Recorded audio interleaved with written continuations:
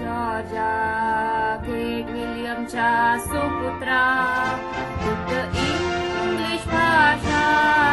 आहे लावूनाशा बरमुडा ते पठाणकोट सारी पृथ्वी जागी